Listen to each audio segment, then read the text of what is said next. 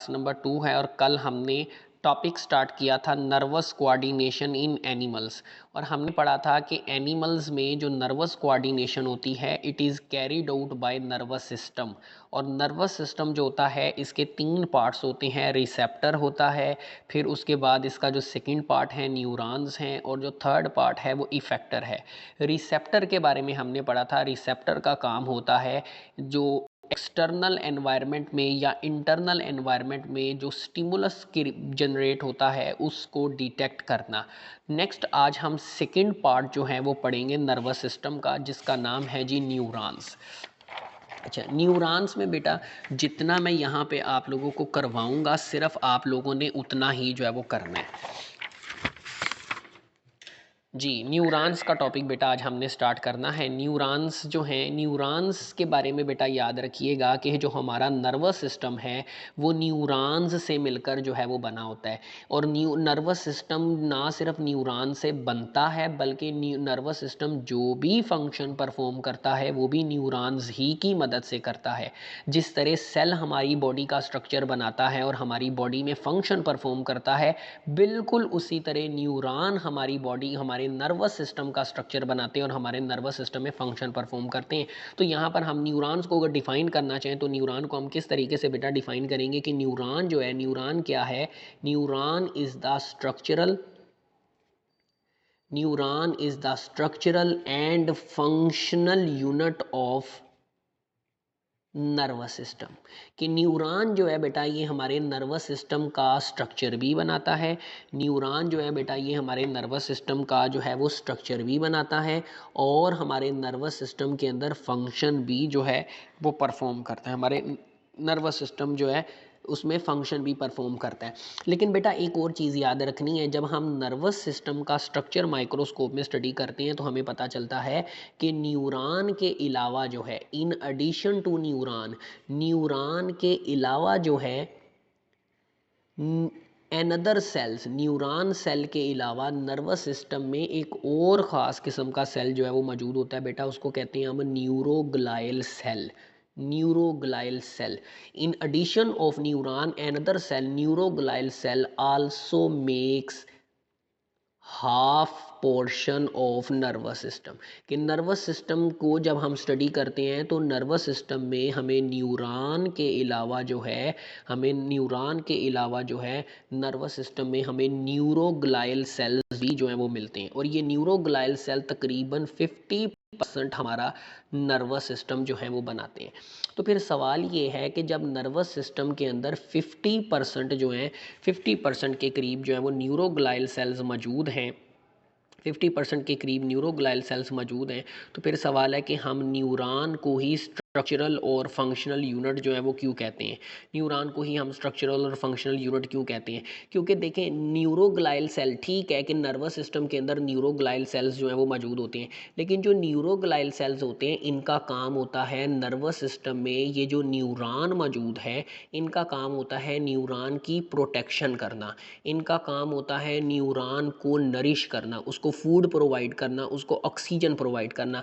तो basically nervous system के अंदर ये जो न्यूरोग्लायल सेल्स मौजूद होते हैं ये नर्वस सिस्टम को बनाने के लिए मौजूद नहीं होते। ये नर्वस सिस्टम को बनाने के लिए बेटा मौजूद नहीं होते। असल में ये नर्वस सिस्टम को बनाने वाले जो न्यूरॉन सेल हैं उनकी प्रोटेक्शन के लिए जो है वो मौजूद होते हैं। उनकी बेटा प्रोटेक्शन के लिए जो है वो मौजूद होते हैं। ठीक है। सो मैं थोड़ा सा रिवाइज करता चलूँ। न्यूरॉन जो है, न्यूरॉन क्या है? It is the structural and functional unit of nervous system.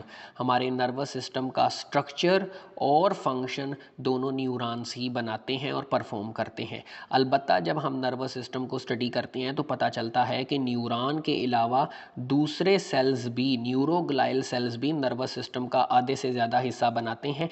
तो फिर हम इसको स्ट्रक्चरल और फंक्शनल यूनिट क्यों नहीं मानते, क्योंकि न्यूरोग्लाइल सेल जो है इनका काम नर्वस सिस्टम को बनाना नहीं है, इनका काम नर्वस सिस्टम को बनाने वाले जो न्यूरॉन सेल्स हैं दरअसल उनकी प्रोटेक्शन करना है और उनकी नरिशमेंट करना है। लेट्स से जैसे देखें ये हमारे पास एक न्यूरॉन जो है वो मौजूद है। अब इस न्यूरॉन ने नर्वस सिस्टम जो है वो बनाना है। अब इस न्यूरॉन की प्रोटेक्शन के लिए जो है, जैसा कि हमने कहा, प्रोटेक्शन के लिए जो है वो न्यूरोग्लाइल सेल्स मौजूद होते हैं। तो यहाँ पर देखें, मैं यहाँ पर ना ये सेल्स बना रहा हूँ, दीज आर न्यूरोग्लाइल सेल्स। ये न्यूरोग्लाइल सेल्स हैं जो क्या करते हैं, न्यूरॉन को जो है वो साइडों से जो है वो बेटा क्या कर लेते हैं, सराउंड कर लेते हैं, कवर कर लेते हैं। इनका काम होता है न्यूरॉन की प्रोटेक्शन करना, ना कि नर्वस सिस्टम बनाना। इसलिए हम इनको न्यूरोग्लाइल सेल्स को नर्वस सिस्टम का स्ट्रक्चरल और फंक्शनल यूनिट नहीं मानते। ठीक है, सो ये आपने क्लियर कर लेना है। अच्छा, अब आ जाते हैं, हमने कहा कि न्यूरॉन हमारा नर्वस सिस्टम बनाते हैं, तो न्यूरॉन के बेटा हम कंपोनेंट्स की तरफ आ जाते हैं। तो न्यूरॉन के 3 कंपोनेंट्स होते हैं। एक होता है हमारे पास सेल बॉडी, दूसरा हमारे पास होते हैं डेंड्राइट्स, और तीसरे हमारे पास होते हैं एक्सोन। बेटा ये देखें यहाँ पर, ये जो मैंने न्यूरॉन बनाई है, इस न्यूरॉन में ये वाला जो पोर्शन आपको नज़र आ रहा है, ये वाला जो पोर्शन बेटा नज़र आ रहा है, ये है cell body. Cell body neuron का जो मेन पार्ट है, इसको न्यूरॉन का मेन पार्ट कहा जाता है, क्योंकि इसके अंदर ये बेटा ये जो मैंने बनाया हुआ है ये न्यूक्लियस है। और आप जानते हैं एक सेल में जो भी एक्टिविटीज़ होंगी उनको न्यूक्लियस ही कंट्रोल करता है। तो ये जो न्यूरॉन सेल है इसको ये न्यूक्लियस डील करता है। तो न्यूक्लियस जिस पोर्शन में होता है उसको हम कहते हैं सेल बॉडी। फिर आप देखें बेटा, ये जो सेल बॉडी है, इससे आप देखें यहाँ से ये कुछ फाइबर्स जो हैं वो बाहर की तरफ जो है वो एक्सटेंड हुए हैं, बाहर की तरफ जो है वो निकले हुए हैं। ये जो छोटे छोटे आपको ये जो फाइबर्स दिखाई दे रहे हैं ना बेटा, इनको हम नाम देते हैं डेंड्राइट्स। अगर एक होगा, सिंगुलर होगा, तो हम डेंड्रोन का वर्ड यूज़ करेंगे, और अगर ये ज़्यादा होंगे तो फिर हम डेंड्राइट्स का वर्ड यूज़ करेंगे। फिर आप देखिए बेटा, ये एक और यहाँ से ये एक लंबा सा फाइबर भी जो है वो यहाँ से निकल रहा है। इस फाइबर को हम कहते हैं, ये हमारे पास है एक्सोन। तो बेसिकली बेटा न्यूरॉन के 3 पार्ट्स होते हैं। जो मेन पार्ट होता है वो सेल बॉडी कहलाता है। फिर सेल बॉडी से 2 किस्म के फाइबर्स निकलते हैं, एक को हम डेंड्रोन कहते हैं, डेंड्राइट्स कहते हैं, और दूसरे को हम कहते हैं एक्सोन। तो ये देखें बेटा, हमने यहाँ पे पार्ट्स लिखे हुए हैं कि जी 3 मेन इसके कंपोनेंट्स हैं। तो सेल बॉडी जो है ना, अच्छा बेटा एक और चीज़ याद रखनी, सेल बॉडी जो है ना इसको हम सोमा भी कहते हैं। सोमा कहते हैं बॉडी को। तो सेल बॉडी के लिए हम सोमा का वर्ड भी यूज़ करते हैं। अब थोड़ा सा इसके बारे में हम डिटेल पढ़ेंगे कि सेल बॉडी क्या है। It is the main nutritional part of neuron. ये न्यूरॉन का जो है सबसे इम्पॉर्टेंट पार्ट है, सबसे इम्पॉर्टेंट पार्ट है।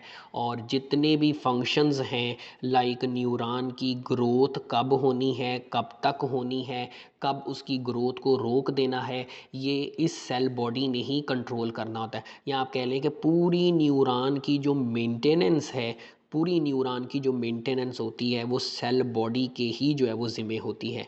तो क्योंकि इसमें न्यूक्लियस मौजूद होता है, इसको मेन पार्ट भी कहा जाता है। It is a main part of neuron. अच्छा बेटा, ये जो सेल बॉडी होती है ना, अब यहाँ पर आप देखें ये सेल बॉडी, अब ये सारा जो है ना ये सारा साइटोप्लाज्म है।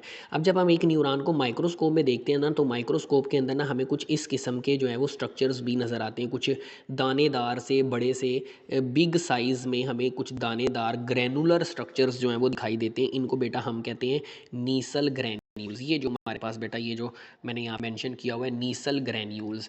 जब ये जो ग्रैनुलर स्ट्रक्चर्स थे, जब इनको डिटेल में स्टडी किया गया तो पता चला कि ये जो नीसल ग्रैन्यूल्स हैं ये असल में क्या हैं, बहुत सारे राइबोसोम्स का एक ग्रुप है, ग्रुप ऑफ राइबोसोम्स। और ये ग्रुप, ये जो बहुत सारे राइबोसोम्स हैं, असल में क्या है, यहाँ पर ये जुड़े होते हैं। जब बहुत सारे राइबोसोम्स जुड़ जाते हैं रफ एंडोप्लाज्मिक रेटिकुलम के साथ और गोल्जी अपरेटस के साथ, क्योंकि ये साइटोप्लाज्म है। अब साइटोप्लाज्म में यहाँ पर जो है न्यूरॉन में यहाँ पर एंडोप्लाज्मिक रेटिकुलम भी जो है वो मौजूद होता है। यहाँ पे एंडोप्लाज्मिक रेटिकुलम भी होता है और यहाँ पर जो है वो गोल्जी अपरेटस वगैरह भी मौजूद होते हैं। तो जब बहुत सारे राइबोसोम्स गोल्जी अपरेटस के साथ जो हैं या इनके रफ एंडोप्लाज्मिक रेटिकुलम के साथ बेटा कनेक्ट हो जाते हैं, तो ये हमें बड़े बड़े से ग्रैन्यूल्स की फॉर्म में नज़र आते हैं। इन ग्रैन्यूल्स को बेटा हम कहते हैं नीसल ग्रैन्यूल्स। तो नीसल ग्रैन्यूल्स क्या हैं, group of ribosomes attach to rough endoplasmic reticulum and Golgi apparatus. ये बहुत इंपॉर्टेंट क्वेश्चन है बेटा, अक्सर आ जाता है बोर्ड में, शॉर्ट क्वेश्चन में ये पूछा जाता है और ये एमसीक्यूज में भी आ जाता है। और ये है पर अगर आपसे पूछा जाए तो जैसा कि अभी हमने डायग्राम में देखा, ये पाए हैं बेटा सेल बॉडी के अंदर, ठीक है। अच्छा, उसके बाद हम आ जाते हैं बेटा डेंड्राइट्स की तरफ। याद कीजिएगा हमने पढ़ा था सेल बॉडी से दो किस्म के जो फाइबर्स हैं वो एक्सटेंड होते हैं। एक्सटेंड का मतलब होता है बाहर की तरफ निकलते हैं, ठीक है। अब ये जो दो फाइबर्स हैं उनमें एक है डेंड्राइट, सिंगुलर जो है, इसकी जो सिंगुलर है उसको हम क्या कहते हैं, अगर एक एक की बात करेंगे तो उसको हम कहेंगे डेंड्रोन। अब ये डेंड्रोन करते क्या हैं, असल में ये जो फाइबर्स हैं ये क्या करते हैं, ये सिग्नल को, स्टिमुलस को, जिसको हम सिग्नल भी कहते हैं, ये क्या करते हैं उसको सेल बॉडी की तरफ लेकर आते हैं। बेटा देखें, लेट से यहाँ पर जो है ना, यहाँ पर ये एक रिसेप्टर है, यहाँ पे रिसेप्टर है। अब इस रिसेप्टर ने क्या किया, बाहर से एक स्टिमुलस को डिटेक्ट किया। रिसेप्टर का काम यही होता है, हमने कल पढ़ा। अभी रिसेप्टर का काम होता है स्टिमुलस को डिटेक्ट करना। अब इस रिसेप्टर ने क्या किया, स्टिमुलस को डिटेक्ट करने के बाद ये स्टिमुलस जो था ये उसने दे दिया आगे न्यूरॉन को, डेंड्राइट को। डेंड्राइट क्या करेगी, ये जो सिग्नल है बेटा ये लेकर जाएगी सेल बॉडी की तरफ। तो डेंड्राइट क्या होते हैं, डेंड्राइट वो फाइबर्स होते हैं, दी फाइबर्स डैट, काइंडली जिनका ये माइक जो है वो अनम्यूट है, काइंडली अपना माइक जो है वो म्यूट करें। तो डेंड्राइट कहते हैं वो फाइबर्स डैट कैरी, जो लेकर जाते हैं, डैट कैरी सिग्नल। और याद कीजिएगा जब सिग्नल न्यूरॉन के अंदर आ जाता है ना तो उसको हम बायोलॉजी में कहते हैं नर्व इम्पल्स, उसको बेटा हम कहते हैं नर्व इम्पल्स। तो डेंड्राइट्स है वो फाइबर्स जो सिग्नल को लेकर जाते हैं toward cell body, cell body की तरफ वो लेकर जाते हैं, उन्हें कहते हैं डेंड्राइट्स। और बेटा एक्सोन इसका वो ऑपोजिट है। एक्सोन होते हैं फाइबर्स, फाइबर, क्योंकि नॉर्मली ये एक ही होता है, ज़्यादातर न्यूरॉन्स में एक ही होता है, एक से ज़्यादा भी हो सकते हैं। तो आप देख सकते हैं ये एक्सोन जो है, यहाँ पर हमने एक सिंगल एक्सोन बनाया हुआ है, जो आप देख सकते हैं डेंड्राइट के कंपैरिजन में इसकी लेंथ वो ज़्यादा होती है। तो एक्सोन्स बेटा क्या होते हैं, वो फाइबर्स होते हैं जो क्या करते हैं, डैट कैरी सिग्नल, जिसको हम नर्व इम्पल्स भी कहते हैं, अवे फ्रॉम सेल बॉडी, जो क्या करते हैं सिग्नल को बेटा जो सेल बॉडी है उससे दूर लेकर जो है वो जाते हैं। तो ये तीन मेन पार्ट्स हैं। और एक्सोन आप देखें, इसकी लेंथ आप देख सकते हैं काफ़ी ज़्यादा है। बाज़ न्यूरॉन्स में एक स्टडी के मुताबिक बाज़ न्यूरॉन्स में इनकी जो लेंथ होती है मोर देन 1 मीटर भी हो सकती है, मोर देन अ मीटर, 1 मीटर से भी ज़्यादा इनकी लेंथ हो सकती है, 1 मीटर से भी ज़्यादा लेंथ हो सकती है। ये बहुत बड़ी जो है वो लेंथ है, मीटर। नेक्स्ट जो है बेटा, अब यहाँ पे ना न्यूरॉन्स की तीन टाइप्स होती हैं हमारी बॉडी के अंदर। एक होती हैं सेंसरी न्यूरॉन्स, एक होती हैं इंटर न्यूरॉन्स, और एक होती हैं बेटा मोटर न्यूरॉन्स। ये जो सेंसरी न्यूरॉन्स होती हैं, यहाँ पे देखिए मैंने एक सिंपल सा स्ट्रक्चर बनाया है। ये सेंसरी न्यूरॉन्स क्या करती हैं बेटा, ये सिग्नल को देखें, ये हमारे पास लेट से ये है हमारे पास रिसेप्टर, जो बाहर से स्टिमुलस को रिसीव करता है, ठीक है। बाहर से एक स्टिमुलस आया, उस स्टिमुलस को रिसीव किया किसने, रिसेप्टर ने। अब रिसेप्टर से बेटा ये जो सिग्नल है ना ये पहुंचाया जाता है ब्रेन तक, हमारा ब्रेन के पास भेजा जाता है, या फिर इसको भेजा जाता है बेटा स्पाइनल कार्ड के पास। और इन दोनों को ही हम कोलेक्टिवली नाम देते हैं कोऑर्डिनेटर, इसको हम कोऑर्डिनेटर भी कहते हैं। तो रिसेप्टर जो होता है ना, ये स्टिमुलस डिटेक्ट करने के बाद ये उसको भेजता है ब्रेन और स्पाइनल कार्ड के पास। अब वो भेजता किसके ज़रिए बेटा, वो भेजता है सेंसरी न्यूरॉन के ज़रिए, सेंसरी न्यूरॉन के ज़रिए। सेंसरी न्यूरॉन क्या होती है, वो न्यूरॉन जो सिग्नल को रिसेप्टर से कोऑर्डिनेटर की तरफ बेटा लेकर जाती है। अब ये जो कोऑर्डिनेटर है, जो कि ब्रेन भी हो सकता है हमारी बॉडी में और स्पाइनल कार्ड भी हो सकता है, ये असल में बना होता है इंटर न्यूरॉन से। ये किससे बना होता है, इंटर न्यूरॉन से। तो ये जो इंटर न्यूरॉन्स मैंने यहाँ पर बनाई हुई हैं, इंटर न्यूरॉन्स क्या बनाती हैं, ये हमारा कोऑर्डिनेटर बनाती हैं। ये सेंसरी, हम ये कह सकते हैं कि ये सेंसरी न्यूरॉन से आने वाली इन्फॉर्मेशन को क्या करती हैं, रिसीव करती हैं। अच्छा, उसके बाद बेटा क्या होता है कि ये जो कोऑर्डिनेटर होता है ना, कोऑर्डिनेटर से फिर सिग्नल जो है ये भेजा जाता है आगे इफेक्टर को, जो कि अगला हमारा कंपोनेंट भी होगा नर्वस सिस्टम का। अब ब्रेन से जो सिग्नल है वो इफेक्टर तक जाता है वाया मोटर न्यूरॉन। ये जो हमने मोटर न्यूरॉन बनाई है ना, वो इसके ज़रिए सिग्नल जो है वो जाता है, ये मोटर न्यूरॉन सिग्नल लेकर जाती हैं। तो सेंसरी न्यूरॉन रिसेप्टर से कोऑर्डिनेटर तक सिग्नल लेकर जाती हैं। कोऑर्डिनेटर दरअसल इंटर न्यूरॉन से बना होता है, और मोटर न्यूरॉन जो है ये कोऑर्डिनेटर से सिग्नल लेकर जाती हैं इफेक्टर को, ताकि इफेक्टर जो है वो क्या करे, आगे उस स्टिमुलस के ख़िलाफ़ जो है वो रिस्पॉन्स शो कर सके। और किसी दिए गए स्टिमुलस के ख़िलाफ़ बॉडी का रिस्पॉन्स करना, इस अमल को हम कहते हैं कोऑर्डिनेशन। और इसमें इसको करने के लिए क्या होगा, इसको करने के लिए ये बॉडी के आप मल्टीपल पार्ट्स जो हैं वो मिलकर काम करेंगे, और जब बॉडी के बहुत सारे पार्ट्स मिलकर एक काम करें तो इस अमल को हम कहते हैं कोऑर्डिनेशन। अच्छा बेटा, यहाँ पर ये फंक्शन तो हमने देख लिया, स्ट्रक्चर में भी थोड़ा सा डिफरेंस देख लें। जो सेंसरी न्यूरॉन्स होती हैं, नॉर्मली जनरली अगर देखा जाए तो सेंसरी न्यूरॉन में आमतौर पर एक ही जो है वो डेंड्राइट होता है, और एक ही जो है वो लॉन्ग जो है वो एक्सोन होता है। एक डेंड्राइट होता है, एक एक्सोन होता है। इंटर न्यूरॉन की जब हम बात करते हैं ना, तो बेटा इसमें डेंड्राइट्स भी काफ़ी सारे होते हैं, और इसमें जो एक्सोन्स होते हैं वो भी काफ़ी सारे होते हैं। तो ये जो मैंने छोटे साइज़ में जो फाइबर बनाए हुए हैं ये डेंड्राइट्स हैं, और ये जो मैंने बड़े साइज़ में बनाए हुए हैं ये एक्सोन्स हैं। इसी तरह बेटा हम जब मोटर न्यूरॉन की बात करते हैं ना, तो मोटर न्यूरॉन में डेंड्राइट्स ज़्यादा होते हैं। आप देख सकते हैं मैंने ये काफ़ी सारे डेंड्राइट्स बनाए हुए हैं, लेकिन उसमें एक्सोन जो है ना वो एक ही होता है। याद दहानी के लिए बताता चलूँ कि ये जो हमने बनाया हुआ है ये असल में न्यूरोग्लाइल सेल्स हैं, जो कि नर्वस सिस्टम में पाए जाते हैं, लेकिन ये सिर्फ और सिर्फ न्यूरॉन की प्रोटेक्शन के लिए यहाँ पर मौजूद होते हैं। ठीक है। अच्छा जी, ये न्यूरॉन्स के बारे में सिर्फ आपने इतना ही करना है। ठीक है। अब इफ़ेक्टर्स की तरफ आ जाते हैं। इफ़ेक्टर्स क्या होते हैं? बॉडी के वो पार्ट्स या बॉडी के आप कह लें वो स्ट्रक्चर्स जो क्या करते हैं, बॉडी के वो स्ट्रक्चर्स जो रिस्पोंड करते हैं, विच रिस्पोंड, यही हमने देखा ना। यहाँ पर आप देखें, हमने कहा था इफेक्टर्स क्या करते हैं, ये रिस्पॉन्स करते हैं। अच्छा, ये कब रिस्पॉन्स करेंगे? जब कोऑर्डिनेटर से इनको मैसेज मोटर न्यूरॉन के ज़रिए जब इनको मिलेगा तो इफेक्टर आगे से रिस्पॉन्ड करेंगे। तो इफेक्टर्स क्या हैं? बॉडी के वो पार्ट्स जो क्या करते हैं, रिस्पॉन्ड करते हैं। अच्छा, कब करते हैं? When they are stimulated. Stimulate का मतलब होता है व्हेन दे आर एक्टिवेटेड। अब एक्टिवेट इनको कौन करेगा? When they are stimulated by impulse. Impulse कहते हैं सिग्नल को। जाहिर सी बात है, ये जो मोटर न्यूरॉन है यहाँ से ये जो सिग्नल लेकर आ रही है, सिग्नल को आप क्या कहेंगे? Nerve impulse. वो नर्व इम्पल्स जब पास आएगा तो इफेक्टर क्या हो जाएंगे? एक्टिवेट हो जाएंगे, और एक्टिवेट होकर क्या करेंगे?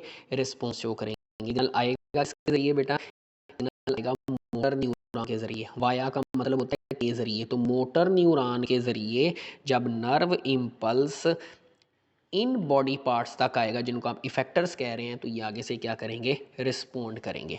अच्छा बेटा, अब एक चीज़ याद रखनी आपने कि हमारी बॉडी में दो बड़े इफेक्टर्स हैं। एक हमारी बॉडी में ग्लैंड्स हैं। ग्लैंड्स जब ये कैसे रिस्पोंड करते हैं? ये क्या करते हैं? बॉडी में मुख्तलिफ हार्मोन्स को सिक्रीट करके रिस्पोंड करते हैं। और बॉडी में जो दूसरे बेटा हमारे जो इफेक्टर्स हैं ना, वो हैं मसल्स।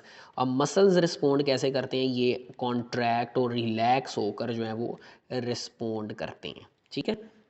तो ये बेटा हमारे तीन कंपोनेंट कंप्लीट हो गए। हमने रिसेप्टर के बारे में भी पढ़ लिया, हमने न्यूरॉन्स के बारे में भी पढ़ लिया, और उसके बाद हमने इफेक्टर के बारे में भी पढ़ लिया। मैं यहाँ पर बेटा आपकी अटेंडेंस लेने जा रहा हूँ। अटेंडेंस जो है इसके बाद अगर आपकी कोई क्यूरीज होंगी तो वो हम जो है वो नोट डाउन करेंगे।